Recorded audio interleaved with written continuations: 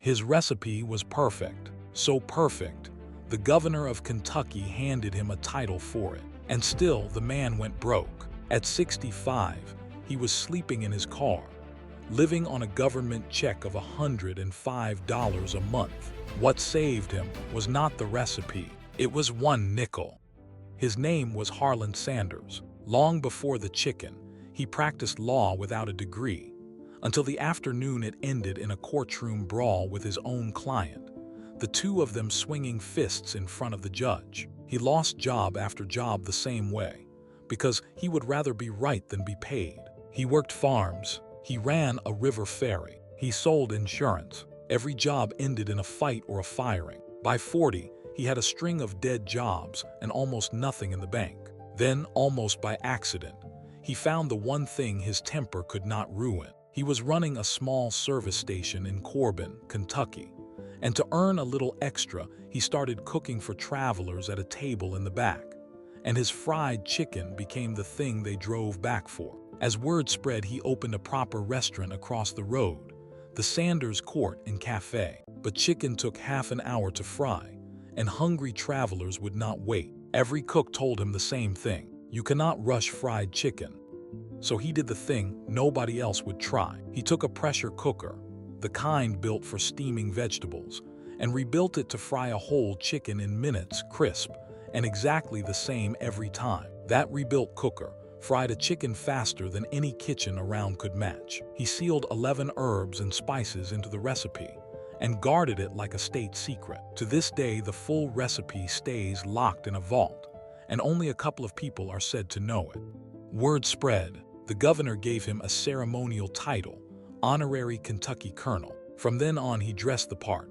In a white suit he never took off. He looked like a man who had finally made it. In 1952, he tried something new. A friend who ran a restaurant in Salt Lake City, a man named Pete Harmon, agreed to cook the colonel's chicken and pay the colonel a small cut of every sale. Harmon's restaurant took on 3 new words: Kentucky Fried Chicken. The orders jumped, but that was only one restaurant, 1,500 miles away, and the colonel still had his own. Then the thing he could not punch his way out of arrived. The government drew a new interstate highway that would bypass his town completely. The highway opened, and the traffic died. Sanders sold the restaurant he had spent 26 years building.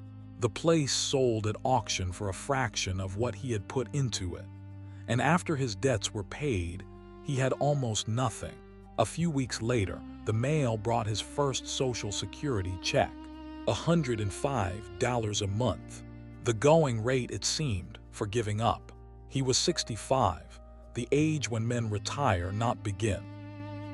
Most men would have cashed the check and disappeared. Sanders loaded the rebuilt cooker and a sack of spices into the trunk of his car instead, and he started driving. If no one would come to his restaurant, he would carry it to theirs. The same man who once threw punches in a courtroom now stood in strangers' kitchens, hat in hand, asking permission to cook. And when they let him, he made an offer that sounded like a joke.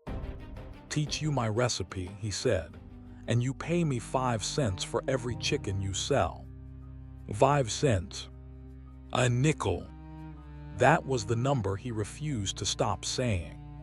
To most owners, it sounded absurd. A broke old man in a wrinkled white suit would walk into a diner at the lunch rush, fry a chicken in their kitchen, and ask them to hand him a nickel for every bird they sold from then on. Owners tasted it, wiped their hands, and waved him back toward the door. Most laughed him out before the oil was cold, so he got back in his car and drove to the next town. He slept in the back seat to save the price of a room, and lived off the samples nobody bought. By his own telling, it happened more than 1,000 times before a single yes. But he had done the arithmetic no one else bothered with. 1 nickel is nothing.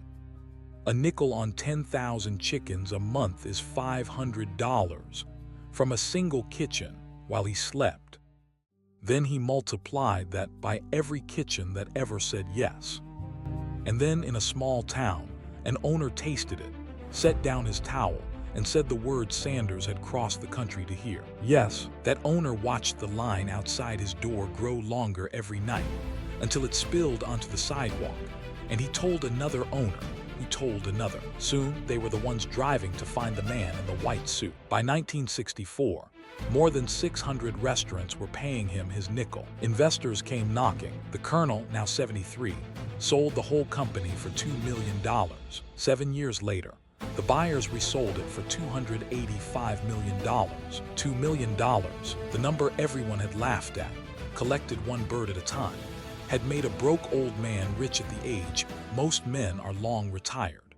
But he could never leave well enough alone. He had sold the company, yet he never sold his opinion. He hated what the new owners did to his food, and he said so loudly in the newspapers. Their gravy, he told a reporter, was pure wallpaper paste. The potatoes, he said, were sludge. He trashed it so publicly that one of the company's own restaurants actually took him to court for trashing the food that still carried his name.